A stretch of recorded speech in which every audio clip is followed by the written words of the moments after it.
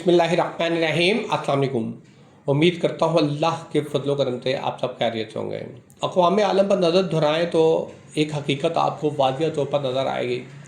अगर कोई मुल्क सुपर पावर है या कोई भी मुल्क तरक्की याफ्ता है या तरक्की के रास्ते पर है तो कम अज़ कम आप उस मुल्क के लोगों पर, शहरियों पर नज़र दोहराएँ।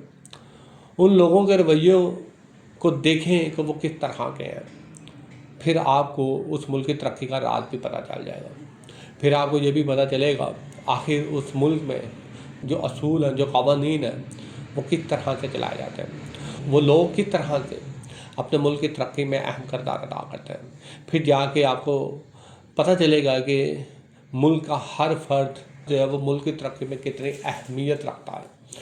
ये सारी बात मैं इस वजह से कर रहा हूँ, हम अपने आप को बहादुर कहते हैं, हम अपने आप को तरक्की याफ्ता कहते हैं, हम अपने आप को ये कहते हैं कि हम जैसा कोई नहीं है, लेकिन मुल्क तरक्की नहीं कर रहा। तरक्की तो बहुत दूर की बात है, कम अज़ कम हम अपने रवैयों पर ही नज़र डाल लें कि हमारा रवैया किस तरह का है। तो अक्सरियत का रवैया दोहरापन का शिकार है, और ये दोहरापन हमारे मुल्क के निज़ाम की पैदावार है। जिंदा कौम होना, बहादुर होना बहुत दूर की बात, सबसे पहले ये देखा जाए कि वो कितनी हसास कौम है।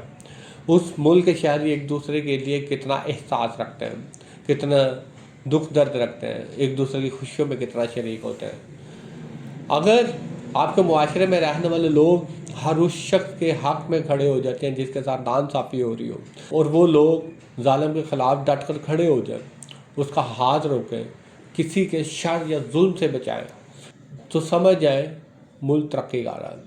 तो समझ जाए उस मुल्क के शहरियों में शऊर पाया जाता है, उस मुल्क के अवाम जो है वो हसास है, वो लोग जो है वो अपने हक़ से कभी भी दस्तबरदार होने वाले नहीं हैं, वो कभी भी कंप्रोमाइज़ करने वाले नहीं हैं। असूलों पर समझौता उस मुल्क के शहरी नहीं करेंगे।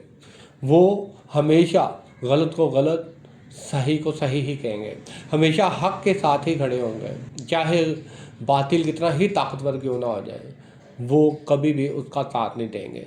कौमें इस तरह से बनती हैं, मुल्क फिर तरक्की करते हैं। इस सारी गुफ्तगू में हम पाकिस्तानियों का क्या किरदार है, हम कहाँ पे खड़े हैं, हमने मुल्क को किस मंजिल पर लेके जाना है, इन चीज़ों का तयन भी कौमों ने करना होता है। शुक्रिया।